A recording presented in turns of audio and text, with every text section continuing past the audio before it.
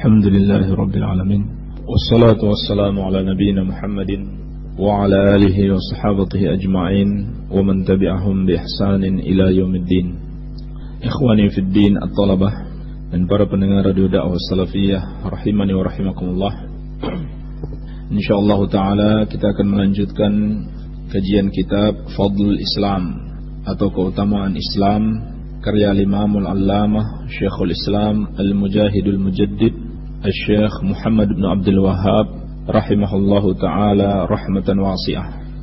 Kita masih pada bab yang kedua, yaitu bab wujubil Islam atau wujubid dukhul fil Islam, kewajiban masuk Islam. Telah disebutkan sebelumnya beberapa dalil dari Al-Quran wa Sunnah tentang kewajiban masuk Islam dan makna Islam yang dimaksudkan. Pada kesempatan ini insyaallah ta'ala akan kita sebutkan dalil-dalil yang tersisa, baik dari As-Sunnah maupun dari athar para sahabat radhiyallahu ta'ala anhum, dan juga dari penjelasan para ulama. Qala al-muallif rahimahullah wa fi sahih, dan dalam As-Sahih an Ibni Abbasin radhiyallahu ta'ala anhuma, dari sahabat yang mulia Abdullah bin Abbas radhiyallahu ta'ala anhuma, dalam As-Sahih yakni Sahih Al-Bukhari, dari Ibnu Abbas radhiyallahu ta'ala anhuma anna Nabiy sallallahu alaihi wasallam qala, bahwasannya Nabi sallallahu alaihi wasallam bersabda, abghadun nasi ila Allah thalathatun, ada 3 golongan yang paling dibenci oleh Allah subhanahu wa ta'ala, atau manusia yang paling dibenci oleh Allah ada 3 golongan. Mulhidun fil haram, yang pertama orang yang berbuat ilhad, penyimpangan di dalam al-haram, yakni di negeri Makkah atau di Madinah dalam batas-batas haram. Wa mubtagin fil islami sunnatal jahiliyah, dan yang kedua orang yang mencari di dalam Islam sunnatal jahiliyah, kebiasaannya, sunnahnya, caranya orang-orang jahiliyah dahulu. Wa mutallibu dammi imri'in bighairi haqqin, dan orang yang menuntut darah seseorang tanpa hak, liyuhriqa damahu, agar dia dapat menumpahkan darahnya. Ini yang ketiga, orang yang menuntut darah seseorang tanpa hak agar dia dapat menumpahkan darahnya. Rawahul Bukhari, diriwayatkan oleh Al-Imam Al-Bukhari dalam sahihnya. Baik, inilah dalil dari As-Sunnah yang disebutkan oleh Asy-Syaikh di dalam bab kewajiban masuk Islam. Sebuah hadis yang sahih dari Ibnu Abbas radhiyallahu taala anhuma, bahwasannya Nabi sallallahu alaihi wasallam mengabarkan kepada kita, abghadun nasi ila Allah thalathah, manusia yang paling dimurkai oleh Allah subhanahu wa ta'ala ada 3. Ada 3. Maka di dalam hadis ini terdapat pelajaran yang sangat besar, yaitu itsbatu sifatil bughdi lillahi azza wa jalla, penetapan adanya sifat al-bughd, marah bagi Allah subhanahu wa ta'ala. Karena jelas dikatakan di sini abghadun nasi ilallah, manusia yang paling dimarahi, dimurkai oleh Allah subhanahu wa ta'ala, thalatha, ada 3 golongan. Maka kalau begitu kita yakini Allah subhanahu wa ta'ala memiliki sifat al-bughdu, marah. Namun tentunya Allah hanya marah kepada orang-orang yang berbuat buruk, para pelaku kekafiran, para pelaku kesyirikan, para pelaku bid'ah, para pelaku maksiat. Maka Allah marah kepada mereka sesuai dengan kadar pelanggaran yang mereka lakukan. Iya, yarhamukallah. Maka harus kita imani. Jangan sampai kita mengatakan, kalau saya imani Allah memiliki sikap marah atau sifat marah, berarti saya samakan Allah dengan makhluk. Kalau begitu saya tidak imani. Maka ini salah. Ini salah. Walaupun dia tujuannya baik, tujuannya tidak mau menyamakan Allah dengan makhluk, tetapi bersamaan dengan itu dia sudah menentang apa yang Allah kabarkan. Allah kabarkan Allah memiliki sifat marah. Maka jangan sampai seorang walaupun tujuannya baik, saya mau mensucikan Allah, saya tidak mau menyamakan dia dengan makhluk, karena makhluk juga marah. Kalau begitu sifat tersebut tidak ada pada diri Allah. Ini salah. Sebab Allah subhanahu wa ta'ala sendiri telah menetapkan adanya sifat marah bagi Allah sebagaimana sifat-sifat yang lain. Tetapi hendaklah tetap kita tetapkan, kita imani Allah memiliki sifat marah, namun kita tidak samakan dengan sifat marah yang ada pada diri makhluk. Sebagaimana firman Allah, "Laisa kamitslihi syai'un wa huwas samiul basir." Tidak ada yang serupa dengan Allah sedikit pun, dan Dia Maha mendengar lagi Maha melihat. Iya. Sebaliknya jangan juga kita samakan sifat Allah dengan sifat makhluk. Karena Allah memiliki sifat marah, makhluk memiliki sifat marah, kalau begitu sama. Padahal antara makhluk dengan makhluk saja sudah berbeda. Antara si A dan si B sama-sama memiliki sifat marah, tetapi sifat marah pada keduanya berbeda, maka tidak bisa disamakan. Iya. Apalagi antara sifat marah pada makhluk dan Allah Subhanahu wa taala tentu jauh berbeda. Dan ini berlaku bagi semuanya, termasuk sifat istiwa. Allah beristiwa di atas arsy. Seperti pertanyaan kemarin, jangan disamakan dengan makhluk yang berada di atas suatu makhluk yang lain. Makhluk berada di atas kasurnya, dia butuh dengan kasur, tetapi Allah sama sekali tidak butuh dengan arsy-Nya. Iya. Demikian pula sifat-sifat dzatiyah. Ini adalah sifat fi'liyah. Al-bughdu adalah sifat fi'liyah, sifatul af'al. Demikian pula sifat-sifat dzatiyah yang berhubungan dengan zat Allah. Dalam Al-Quran disebutkan adanya wajah Allah, adanya tangan Allah. Dalam As-Sunnah disebutkan adanya kaki Allah, bahkan adanya betis, adanya jari-jari Allah Subhanahu wa ta'ala. Orang-orang yang bodoh, yang menyimpang, orang-orang yang sesat, mereka katakan, kalau kita imani itu semua, berarti sama saja kita mentajsim Allah Subhanahu wa ta'ala, yakni meyakini Allah itu memiliki badan. Ini sebetulnya ucapan yang tidak layak. Menetapkan Allah memiliki jisim, memiliki badan seperti makhluk, ini ucapan yang bisa bermakna baik, bisa bermakna buruk. Tajsim itu kalau yang dimaksudkan Allah memiliki badan seperti makhluk, maka sesat, maka ini makna yang salah. Tetapi kalau yang dimaksudkan menetapkan adanya sifat-sifat dzatiyah bagi Allah yang Allah tetapkan di dalam Al-Quran dan As-Sunnah tanpa menyamakannya dengan makhluk, maka tidak bisa dikatakan sesuatu yang salah, sesuatu yang buruk. Iya. Jadi tetap kita imani Allah Subhanahu wa ta'ala memiliki sifat-sifat dzatiyah tersebut, tapi sama sekali kita tidak menyamakan antara wajah Allah dan wajah makhluk, antara tangan Allah dan tangannya makhluk, antara kaki Allah dan kakinya makhluk. Tidak kita samakan. Iya. Maka pelajaran besar yang bisa kita petik dari hadis ini, bahwasannya Allah memiliki sifat al-bughdu, sebagaimana juga Allah memiliki sifat al-mahabbah. Allah mencintai orang-orang yang beriman dan bertakwa kepadanya. Di sini dikatakan manusia yang paling dimurkai Allah ada 3, dan ini bukan pembatasan. Katakan para ulama, la mafhum lil adad. Tidak ada pemahaman di dalam penyebutan jumlah di sini, bukan pembatasan. Artinya masih ada lagi yang dimurkai oleh Allah Subhanahu wa ta'ala dengan kemurkaan yang besar, bukan hanya 3 ini. Namun penyebutan 3 golongan manusia di sini disebabkan apa yang mereka lakukan itu adalah merupakan dosa yang sangat besar sekali, yang sangat dimurkai oleh Allah Subhanahu wa ta'ala. Yang pertama, mulhidun fil haram, orang yang berbuat ilhad di tanah haram. Tanah haram itu ada 2, haramul makki dan al-haramul madani. Al-haramul makki dan al-haramul madani. Kalau al-haramul makki diharamkan oleh Nabi Ibrahim alaihissalam, adapun al-haramul madani diharamkan oleh Nabi Muhammad sallallahu alaihi wa alihi wasallam. Iya. Tanah haram maksudnya apa? Maksudnya tanah suci. Suci dalam artian terhormat, dimuliakan oleh Allah Subhanahu wa taala. Ini maksudnya. Dimuliakan oleh Allah Subhanahu wa taala. Sehingga terdapat sejumlah dalil yang menunjukkan bahwasannya amalan-amalan saleh, terutama salat 5 waktu, dilipat gandakan apabila dilakukan di masjid yang ada di tanah haram, yaitu Masjid Al-Haram dan Masjid Nabawi. Dari situ para ulama mengambil kesimpulan, demikian pula dosa apabila dilakukan di tanah haram, maka juga akan dilipat gandakan oleh Allah Subhanahu wa taala. Beserta dalil-dalil yang lain yang menunjukkan demikian. Di antaranya dalil yang di sini, mulhidun fil haram, orang yang berbuat penyimpangan di al-haram, di tanah suci. Maka ini termasuk satu dari 3 golongan manusia yang dimurkai oleh Allah Subhanahu wa ta'ala.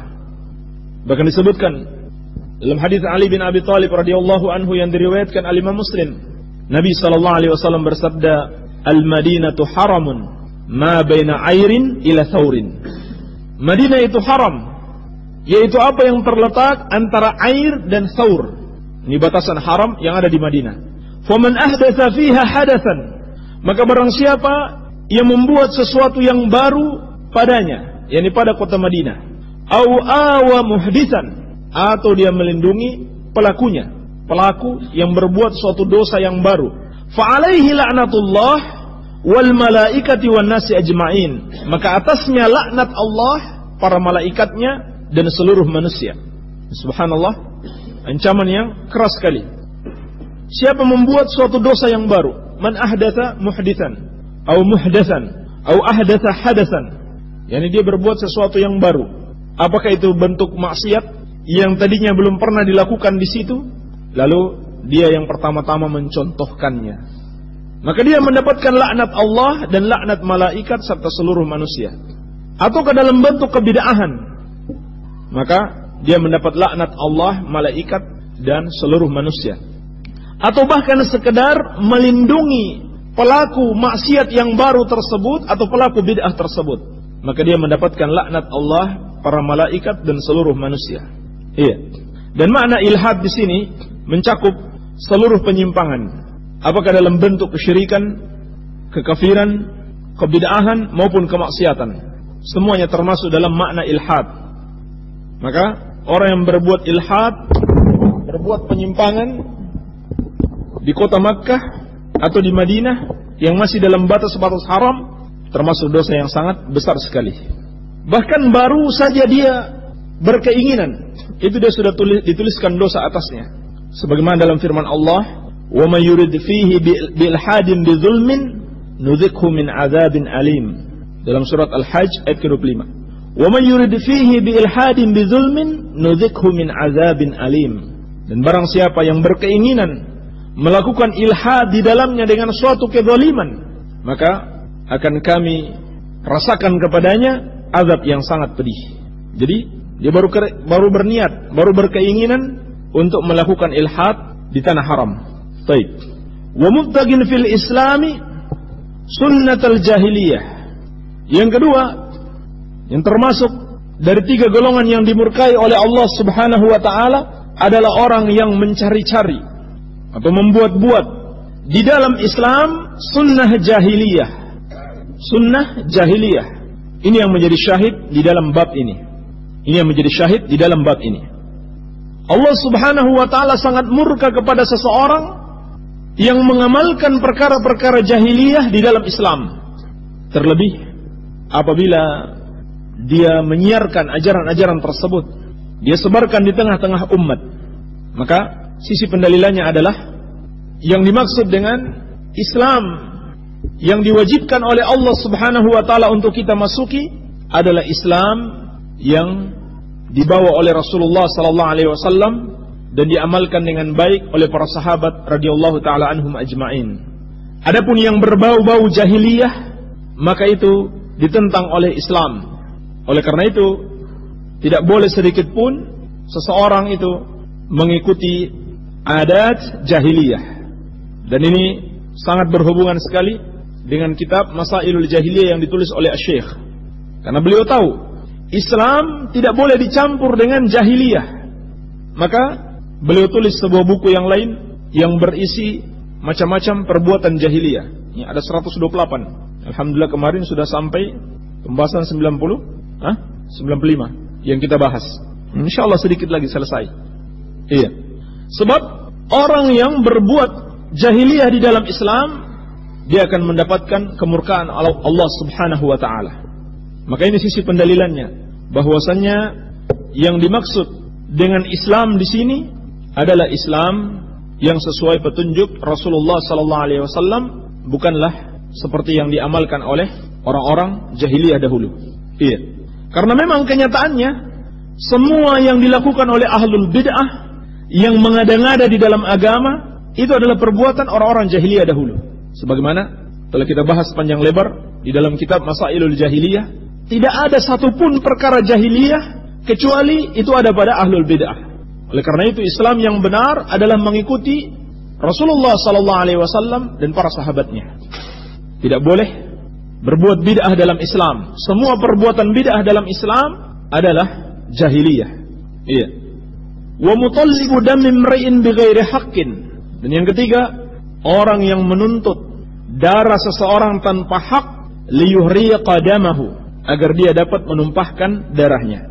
Ini yang ketiga, ia akan mendatangkan kemurkaan Allah Subhanahu wa taala. Seorang yang berlaku zalim dalam menuntut darah seseorang demi untuk menumpahkan darahnya, yakni seorang yang membunuh orang lain dengan cara yang tidak hak, bahkan sekedar dia berkeinginan melakukan hal tersebut, itu sudah merupakan dosa besar. Dan ini makna hadis ini. Wa mutallib, dia baru menuntut. Artinya apa? Dia belum merealisasikan dosa tersebut. Ini diantara dalil yang dijadikan para ulama sebagai dalil bahwasannya innal azma al-musammam yu'akhadh bihi. Innal azma al-musammam yu'akhadh bihi. Sesungguhnya tekad kuat seseorang untuk melakukan suatu dosa, maka dia mendapatkan dosa karenanya. Dia akan diazab karenanya. Nah di sini orang ini belum melakukan pembunuhan. Dia baru mutallibu dammi imri'in bighairi haq, menuntut darah seorang muslim tanpa hak, atau darah seorang yang kafir yang haram dibunuh tanpa hak. Maka dia sudah mendapatkan kemurkaan Allah Subhanahu wa taala. Maka bagaimana lagi kalau dia sampai membunuh orang tersebut? Kalau yang dia bunuh adalah seorang muslim, maka ini dosanya sangat besar. Allah Subhanahu wa taala telah mengingatkan, wala taqtulu nafsal lati harramallahu illa bil haqq.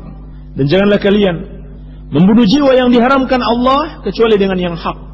Dan Allah berfirman tentang ibadur rahman, walladzina la yad'una ma'allahi ilahan akhar wa la yaqtuluna an-nafsal lati harramallahu illa bil haqq wa la yaznun. Dan orang-orang yang tidak menyeru ilah yang lain bersama Allah Subhanahu wa taala, tidak beribadah kepada sesembahan yang lain bersama ibadahnya kepada Allah, dan mereka tidak membunuh jiwa yang diharamkan Allah kecuali dengan alasan yang hak, dan mereka tidak berbuat zina. Wa may yaf'al dzalika yalqa athama. Dan barang siapa yang melakukan hal itu, maka dia telah melakukan suatu dosa. Yudha'af lahul 'adzabu yaumal qiyamah wa yakhlud fihi muhana. Dosanya tersebut akan dilipat gandakan atasnya berupa azab Allah pada hari kiamat, dan dia kekal di dalamnya selama-lamanya. Menunjukkan bahwasannya membunuh itu adalah dosa yang sangat besar.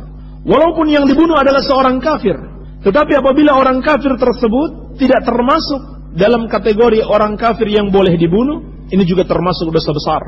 Sebagaimana dalam hadis Abdullah bin Amr bin As radhiyallahu taala anhuma yang dikeluarkan oleh Al-Imam Al-Bukhari, Nabi sallallahu alaihi wasallam bersabda, "Man qatala mu'ahadan lam yarah raihatal jannah wa inna rihaha tujadu min masirati 40 aman." Siapa yang membunuh seorang kafir yang terikat perjanjian dengan kaum muslimin, maka dia tidak akan mencium bau surga, dan sesungguhnya bau surga itu tercium dari jarak 40 tahun perjalanan. Jadi tidak sembarang membunuh orang, walaupun dia orang kafir, tapi dia orang yang belum pantas dibunuh. Semisal dia memiliki perjanjian dengan kaum muslimin, maka haram untuk dibunuh. Dan perjanjian dengan kaum muslimin itu ada 3 bentuk.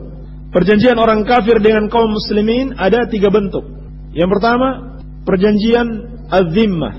Perjanjian az-zimmah, perlindungan bagi orang-orang kafir yang tinggal di negeri Islam dan mereka taat dengan peraturan pemerintah kaum muslimin.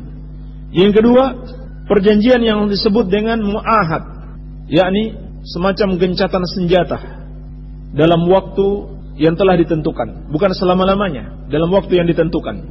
Kemudian yang ketiga, perjanjian yang sifatnya menjadi orang kafir itu menjadi kafir musta'man, yang mana dia itu berada di bawah perlindungan kaum muslimin karena dia meminta perlindungan. Maka intinya, semua yang terikat perjanjian dengan kaum muslimin untuk tidak dibunuh, maka haram dibunuh. Siapa yang membunuhnya, maka dia telah terjatuh pada dosa yang sangat besar. Baik.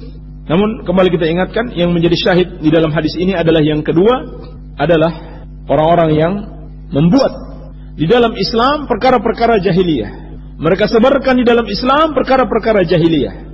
Untuk menekankan hal ini, Asy-Syaikh mengutip penjelasan Syekhul Islam Ibnu Taimiyah rahimahullah. Beliau berkata, qala Ibnu Taimiyah, Berkata Syekhul Islam Ibnu Taimiyah rahimahullah, qauluhu sunnatul jahiliyah. Ucapan Nabi sallallahu alaihi wasallam sunnah jahiliyah. Yandariju fiha kullu jahiliyatin mutlaqatin aw muqayyadatin. Termasuk di dalamnya seluruh bentuk jahiliyah mutlaqah dan muqayyadah, yang umum maupun yang khusus. Ini ada beberapa penafsiran para ulama. Bentuk yang pertama yang dimaksud dengan penafsiran jahiliyah mutlaqah adalah jahiliyah di masa tidak adanya Rasul sallallahu alaihi wasallam dan tidak adanya kitab, yaitu antara Nabi Isa alaihissalam dan Nabi Muhammad sallallahu alaihi wasallam. Ini secara zamannya, secara zaman. Adapun yang dimaksud dengan jahiliyah muqayyadah adalah jahiliyah di masa Islam yang berlaku di tempat tertentu atau orang tertentu. Sudah tidak ada lagi jahiliyah secara umum, tetapi masih ada orang-orang yang berperilaku jahiliyah di tempat tertentu. Ini yang dimaksud mutlaqah dan muqayyadah.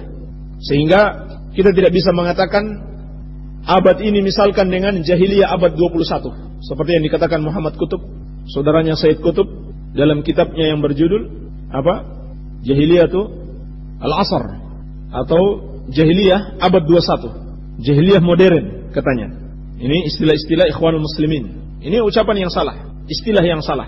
Sebab setelah diutusnya Nabi sallallahu alaihi wasallam, jahiliyah mutlaqah telah hilang. Jahiliyah yang sifatnya umum itu telah hilang. Iya. Bisa juga yang dimaksudkan dengan jahiliyah mutlaqah yang dimaksud oleh Syekhul Islam Ibnu Taimiyah adalah sekumpulan orang, satu kabilah atau satu kelompok, satu bangsa yang mereka itu semua memiliki sifat jahiliyah. Sedangkan jahiliyah muqayyadah adalah orang-orang yang masih memiliki sifat jahiliyah di tengah-tengah kaum muslimin yang mengikuti sunnah. Seperti ucapan Nabi sallallahu alaihi wasallam yang kita bahas kemarin, innaka mru'un fika jahiliyah. Kepada siapa beliau mengucapkan? Abu Dzar radhiyallahu anhu. Sebagai teguran kepada beliau, dan beliau segera tinggalkan perbuatan tersebut. Ketika Abu Dzar radhiyallahu anhu menghina budaknya yang merupakan sahabat Nabi sallallahu alaihi wasallam juga dengan ucapan yabnas sauda, wahai anak wanita hitam, maka Nabi sallallahu alaihi wasallam mengatakan kepadanya, a'ayyartahu bi ummihi innaka mru'un fika jahiliyah. Apakah kamu menghinanya dengan ibunya? Sesungguhnya engkau seseorang yang di dalam dirimu masih terdapat jahiliyah. Maka ini dimaksud dengan jahiliyah muqayyadah. Di tengah-tengah ahlus sunnah tetapi masih ada yang memiliki sifat jahiliyah. Iya, jadi ada dua makna ya. Baik, mutlaqah dan muqayyadah di sini. Baik, di sini ada penjelasan Syekhul Islam. Ay fi syakhsin duna syakhsin. Yang dimaksud dengan jahiliyah muqayyadah, fi syakhsin duna syakhsin, yang terdapat pada diri seseorang namun tidak terdapat pada orang lain. Ini muqayyadah namanya. Sehingga seperti kita katakan tadi, tidak patut dikatakan ini abad jahiliyah. Sebab tidak semua orang berperilaku jahiliyah. Atau masih banyak orang-orang yang sangat jauh dari jahiliyah. Berbeda dengan di masa sebelum diutusnya Nabi sallallahu alaihi wasallam. Orang-orang yang tidak berperilaku jahiliyah itu bisa dihitung dengan jari, sedikit sekali. Iya. Lalu kata Syekhul Islam Ibnu Taimiyah rahimahullah, kitabiyah aw wathaniyah aw ghairuhuma min kulli mukhalafatin lima ja'a bihil mursalun. Apakah jahiliyah itu dalam bentuk kitabiyah, yakni Yahudi dan Nasrani, atau wathaniyah, yakni para penyembah berhala, atau selain mereka berdua, dari setiap yang menyelisihi apa yang dibawa oleh para rasul. Maka inilah pengertian jahiliyah. Apa yang disebutkan Syekhul Islam di sini adalah pengertian atau makna jahiliyah. Jadi yang dimaksud dengan jahiliyah itu secara hakiki tidak terikat oleh zaman. Betul, masa sebelum diutusnya Nabi sallallahu alaihi wasallam dan setelah diangkatnya Nabi Isa alaihissalam disebut masa jahiliyah. Tetapi hakikat jahiliyah adalah perbuatan seseorang. Sehingga dikatakan ada jahiliyah muqayyadah. Perbuatan seseorang dari kalangan Yahudi dan Nasrani, atau menyerupai mereka, atau dari kalangan penyembah berhala, atau menyerupai mereka, atau selainnya, dari semua perbuatan yang menyelisihi ajaran para rasul. Jadi kesimpulannya, yang dimaksud dengan jahiliyah adalah semua yang bertentangan dengan Islam, semua yang bertentangan dengan ajaran para rasul alaihi wassalatu wassalam. Ini yang dimaksud dengan jahiliyah. Maka Islam yang dimaksudkan di sini, yang kita diperintahkan untuk masuk kepadanya adalah Islam yang tidak sedikit pun mengandung perkara-perkara jahiliyah. Qala al-muallif rahimahullah wa fi sahih an Hudzaifah radhiyallahu anhu qala, dan dalam as-sahih yakni sahih al-Bukhari dari sahabat yang mulia Hudzaifah ibnul Yaman radhiyallahu anhu, beliau berkata, ya ma'syaral qura istaqimu faqad sabaqtum sabaqan ba'ida fa in akhadtum yaminan wa shimalan laqad dalaltum dalalan ba'ida.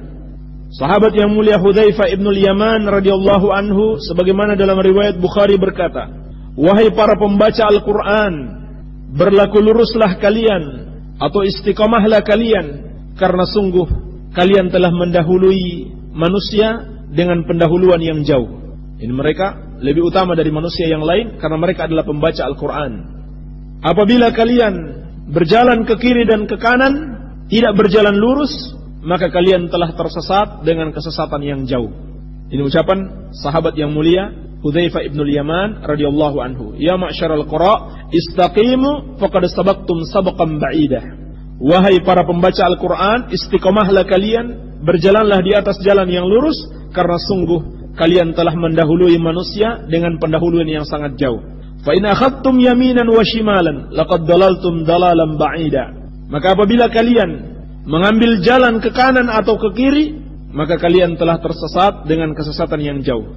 Dan disebutkan dalam asar berikutnya, di mana Hudzaifah mengatakan hal tersebut, yaitu di dalam masjid, di depan para pembaca Al-Quran yang sedang membuat halaqah. Berkata Syekh, wa an Muhammad ibn Waddah annahu kana yadkhulul masjida fayaqifu 'alal hilaq fayaqul fadzakarah. Bahwasanya, dan dari Muhammad bin Waddah bahwasanya beliau, yakni Hudzaifah ibnul Yaman, masuk ke masjid, kemudian berdiri di hadapan halaqah-halaqah Al-Quran, lalu beliau menyebutkan fadzakara, lalu disebutkan seperti yang disebutkan oleh Al-Imam Al-Bukhari tadi. Iya, jadi ada dua riwayat beliau sebutkan di sini, asar yang sama dari dua riwayat. Pertama riwayat Bukhari, yang kedua diriwayatkan oleh Ibnu Waddah di dalam kitabnya Al-Bida' wan Nahyu Anha. Al-Bida' wan Nahyu Anha. Atau dalam kitabnya yang lain, namun kitabnya yang terkenal adalah Al-Bida' wan Nahyu Anha, Ibnu Waddah.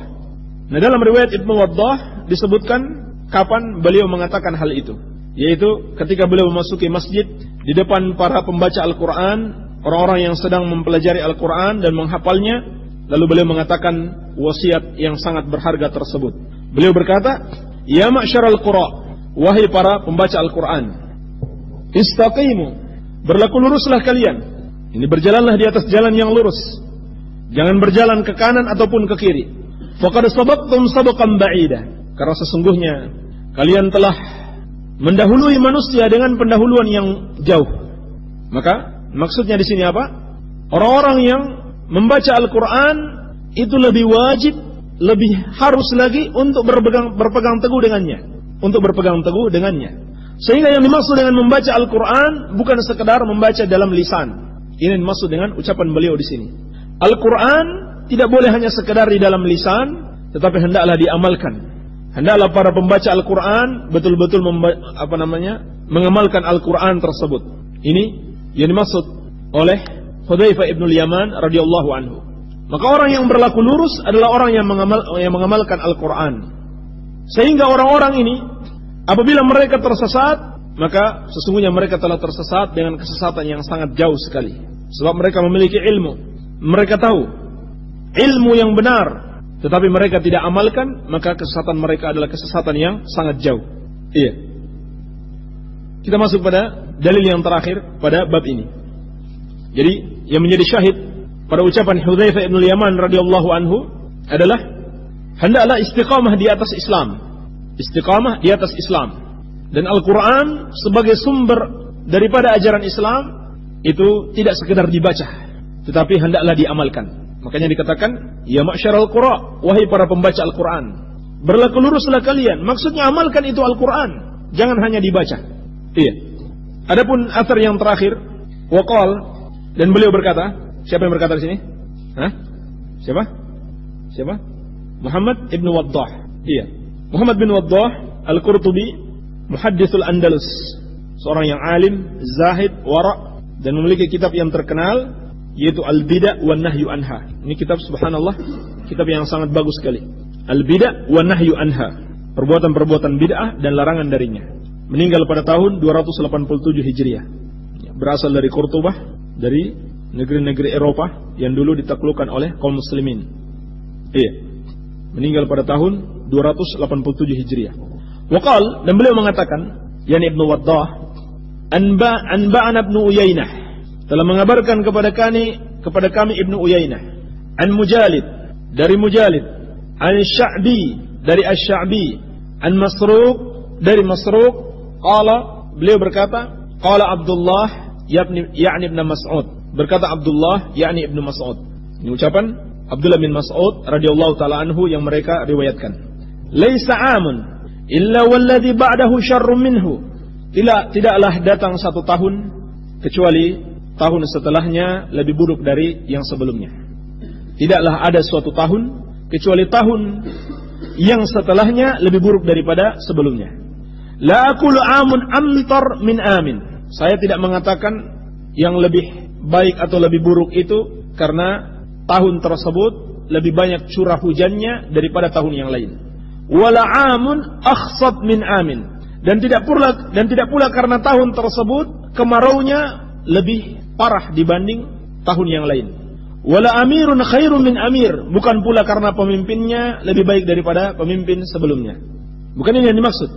Walakin dhahabu ulamaikum wa khiyarikum, tetapi yang dimaksudkan dengan lebih buruknya zaman berikutnya karena telah perginya ulama kalian dan orang-orang terbaik kalian. Pergi mereka meninggalkan dunia ini, maka semakin buruk zaman berikutnya karena ulama yang ada pada saat ini itu telah meninggal dunia.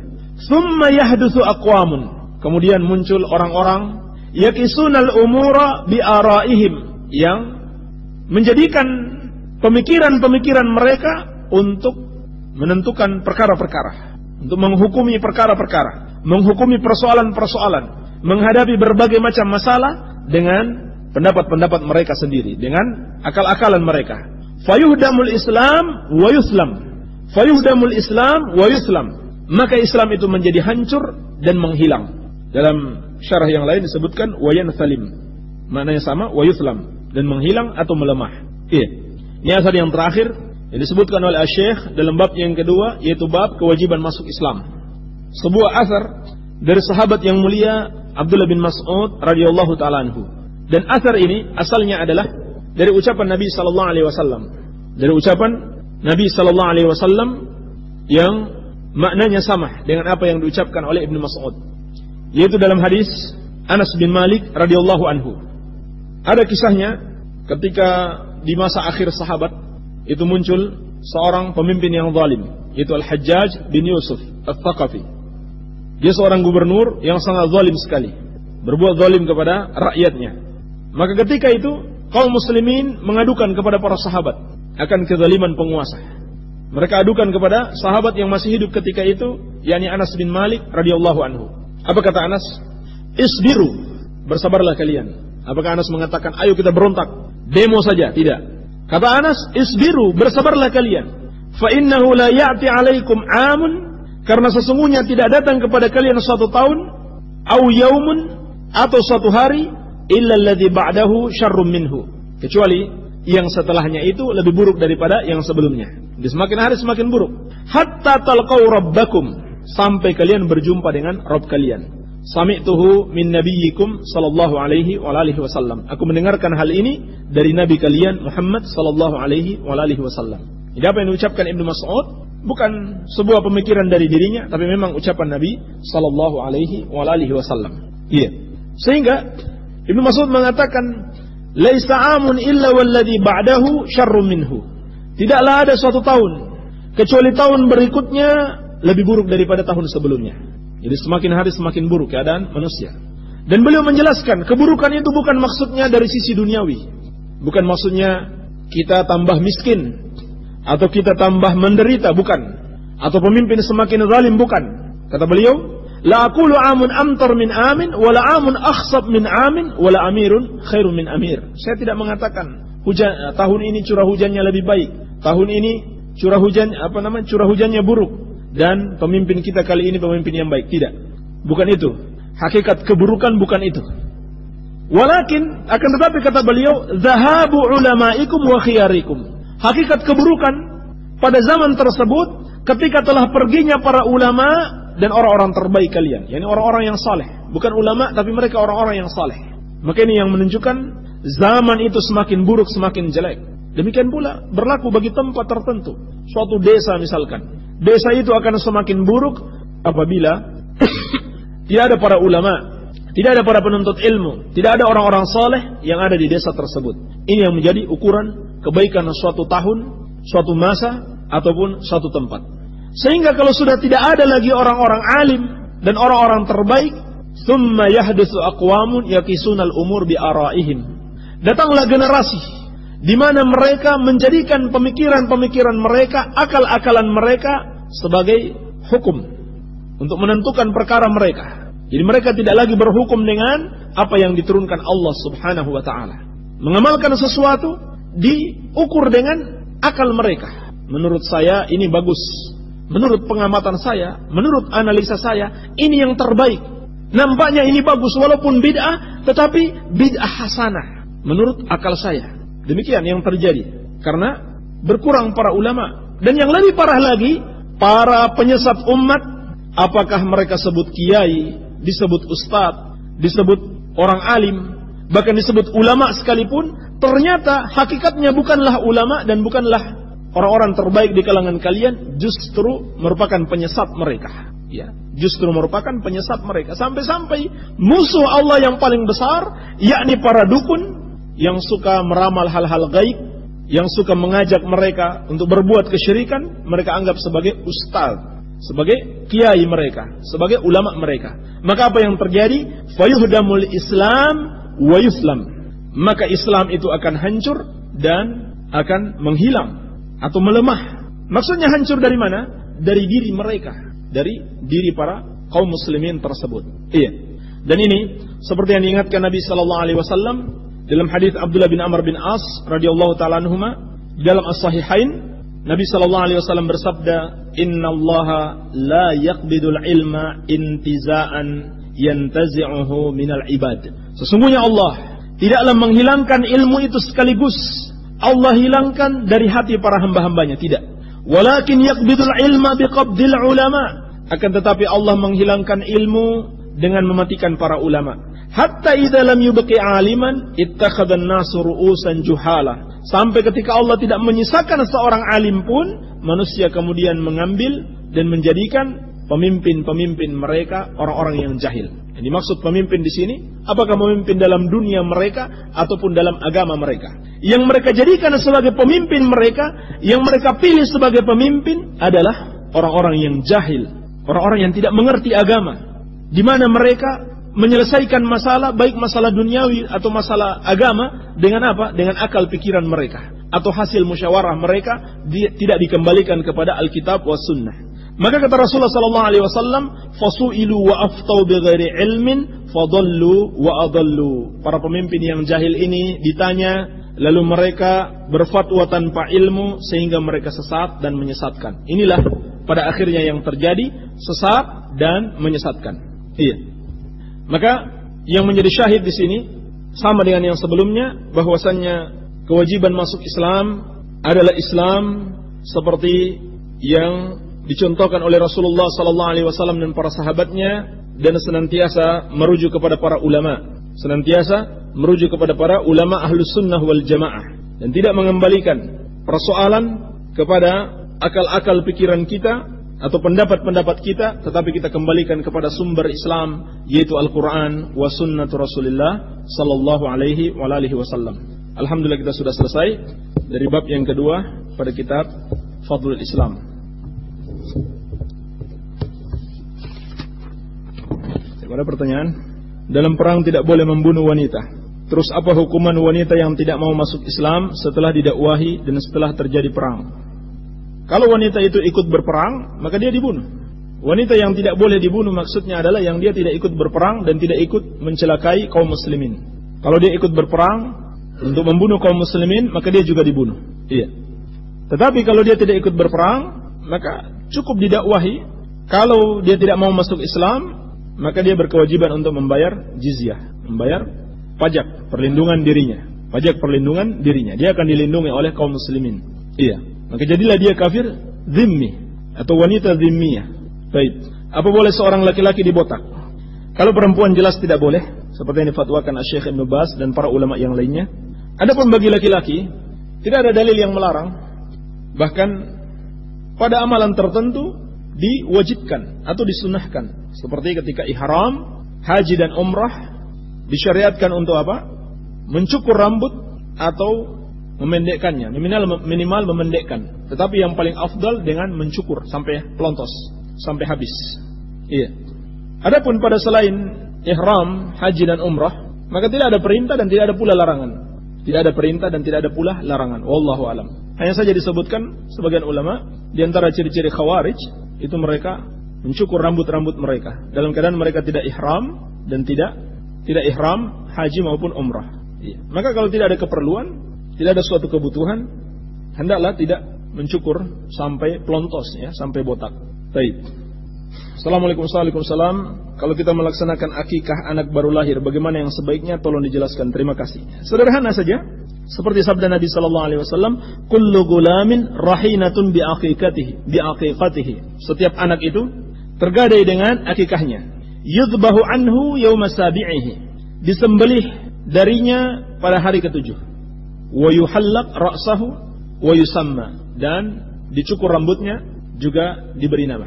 Atau wa yuhlaq ra'suhu wa yusamma. Dan dicukur kepalanya atau rambutnya dan dia diberi nama. Bagaimana cara akikah? Kalau dia anak laki-laki, maka 2 ekor kambing disembelih pada hari ke-7. Hari ke-7 kelahirannya. Kalau anak perempuan adalah 1 ekor kambing. Dan pada hari ke-7 itu juga dia dicukur rambutnya dan diberi nama kalau memang belum diberi nama. Baik. Kemudian daging akikah, ini yang menjadi kebingungan sebagian orang. Sampai ada yang berpendapat tidak boleh dimakan. Daging akikah sama dengan daging kurban. Terdapat asar para sahabat, boleh sebagian disimpan, sebagian dimakan, dan sebagian disedekahkan atau diberikan hadiah. Iya, tidak ada masalah. Semuanya boleh. Pak Ustadz, bagaimana hukumnya kalau mau puasa sunnah tapi kesiangan, belum mandi atau tidak sahur? Bisa dilanjut? Kalau seorang sudah berniat puasa, kemudian ketiduran tidak sampai sahur, sementara dia juga junub, maka puasanya sah. Maka puasanya sah, seperti dalam hadis Aisyah dan Ummu Salamah radhiyallahu anha, mereka menceritakan Nabi SAW masuk fajar dalam keadaan junub dan beliau tetap berpuasa. Iya. Assalamualaikum warahmatullahi wabarakatuh. Dalam jarak perjalanan berapa kilometer yang bisa disebut syarat safar? Mohon penjelasannya. Dari penjelasan Syekhul Islam Ibn Taimiyah rahimahullah, tidak ada suatu ketentuan khusus di dalam syariat. Sehingga yang seperti ini dikembalikan kepada adat suatu masyarakat. Apabila mereka menganggap suatu perjalanan itu sudah perjalanan yang jauh, bukan perjalanan biasa, maka itu dikatakan safar. Kalau mereka anggap itu hanya perjalanan biasa, maka itu bukan safar. Dan di situ ada karinah-karinahnya. Kalau seorang melakukan safar, ya misalkan dia menyiapkan perbekalannya dan lain sebagainya. Ustaz, bagaimana kalau waris dibagi rata laki-laki dan perempuan? Ini termasuk pelanggaran terhadap syariat Allah Subhanahu wa taala. Sebagaimana firman-Nya, "Yusikumullahu fi auladikum lidzakari mithlu hadzal unthayain." Allah telah mewasiatkan kepada kalian warisan bagi anak-anak kalian, bagi laki-laki dia mendapatkan seperti 2 bagian wanita. Maka ini pelanggaran terhadap hukum Allah Subhanahu wa taala. Berbeda keadaannya kalau misalkan anak laki-laki yang telah mendapatkan 2 bagian, dia ingin bersedekah kepada saudari perempuannya, maka tidak apa-apa. Tapi dalam pembagian tidak boleh disamakan. Dan Allah lebih tahu mana yang terbaik untuk kita. Allah lebih tahu ini yang terbaik untuk manusia. Iya. Assalamualaikum Pak Ustaz. Waalaikumsalam. Apakah di antara 2 sujud disunahkan untuk berhenti sebentar sebelum berdiri untuk rakaat yang kedua? Dijelaskan oleh Al-Imam Ibnu Qayyim rahimahullah, hal itu disunahkan ketika seorang membutuhkan. Memang Nabi SAW melakukan itu ketika beliau butuh duduk istirahat sebentar sebelum melanjutkan ke rakaat yang berikutnya. Kalau dibutuhkan, misalkan orang sudah terlalu gemuk atau dalam keadaan sakit, dalam kecapean, dia butuh beristirahat sebentar sebelum naik melanjutkan ke rakaat kedua, maka disunahkan. Tapi kalau dia tidak butuh, maka tidak disunahkan. Wallahu alam. Ustadz mohon nasihat untuk istri yang sholat sementara suami awam dan tidak sholat. Ada pertanyaan yang serupa. Ustadz, apa hukum bagi suami yang tidak sholat dan tidak meninggalkan perbuatan zina? Naudzubillah. Pertama sekali, wajib bagi si istri ini untuk menasihati suaminya. Dinasihati dengan baik, dinasihati dengan lemah lembut, dibimbing dengan Al-Quran, dengan As-Sunnah, dan dari keterangan-keterangan para ulama. Ini yang harus dia lakukan. Ini yang pertama. Yang kedua, kalau ternyata si suami tidak mau menuruti nasihatnya, tidak mau bertobat, maka si istri harus minta cerai. Bukan boleh lagi, tapi harus minta cerai. Kalau si laki-laki ini tidak mau menceraikan, maka dia minta cerainya ke pengadilan, minta cerai kepada hakim. Iya. Ini perbuatan-perbuatan dosa besar. Seorang istri tidak boleh bertahan dengan suami yang melakukan dosa-dosa seperti ini. Apalagi meninggalkan sholat. Ini adalah kekufuran. Ini adalah kekufuran. Dan juga perbuatan zina. Dosa yang sangat besar sekali. Iya. Jadi si istri wajib meminta cerai. Kalau dia tidak mau menceraikan, maka minta cerai kepada hakim, kepada pengadilan. Saya mendapati orang makmum sholat sambil membawa Al-Quran, sambil menyimak bacaan imam. Bagaimana sholatnya? Sah atau tidak? Sholatnya sah. Dan pernah ditanyakan kepada Syekh Ibnu Baz rahimahullah tentang orang yang sholat sambil memegang mushaf. Kata beliau, tidak apa-apa kalau diperlukan. Berdasarkan riwayat-riwayat dari salaf, diantaranya dalam riwayat Bukhari, seorang budak Aisyah yang bernama Zakwan pernah mengimami Aisyah radhiyallahu anha dalam keadaan dia memegang mushaf. Iya. Sehingga kesimpulannya, kata Syekh Ibnu Baz rahimahullah, boleh apabila diperlukan. Boleh apabila diperlukan. Kalau tidak diperlukan, maka hendaklah tidak dilakukan. Sebab kalau orang memegang mushaf, tentunya dia akan tersibukkan sehingga mengganggu kekhusyukannya. Dan Nabi sallallahu alaihi wasallam berpesan, "Waqra' ma tayassara minal Qur'an." Kepada al-musi' salatahu, bacalah apa yang mudah bagimu dari Al-Qur'an. Kecuali kalau memang dia tidak hafal surat Al-Fatihah, nah ini lain. Ini rukun. Ini wajib baginya untuk membacanya walaupun dengan melihat kepada mushaf Al-Quran. Tapi kalau surat-surat yang lain, baca saja sesuai kemampuannya. Ini yang terbaik. Iya. Adapun bagi makmum ini, apa urusannya dengan mushaf Al-Quran? Iya. Dia tidak ada keperluannya. Yang ada keperluannya hanyalah imam. Jadi sebaiknya ditinggalkan. Yang apabila tidak diperlukan, maka ditinggalkan. Yang minimal hukumnya makruh. Minimal hukumnya makruh. Sebagaimana dijelaskan sebagian ulama. Iya. Ustaz, ingin tanya, apakah kalau bayi lahir suka diadzanin, kalau mayat mau dikubur tidak boleh? Hadisnya dhaif. Hadis tentang azan bagi bayi yang baru lahir, hadisnya dhaif. Tidak ada syariat untuk mengadzankan bayi yang baru lahir.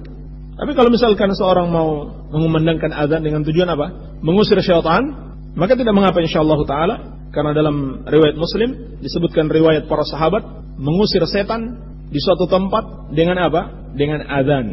Adapun azan ataupun iqamah ketika menguburkan mayit, ini bid'ah. Tidak ada contohnya dari Rasulullah sallallahu alaihi wasallam, termasuk mengada-ngada di dalam agama.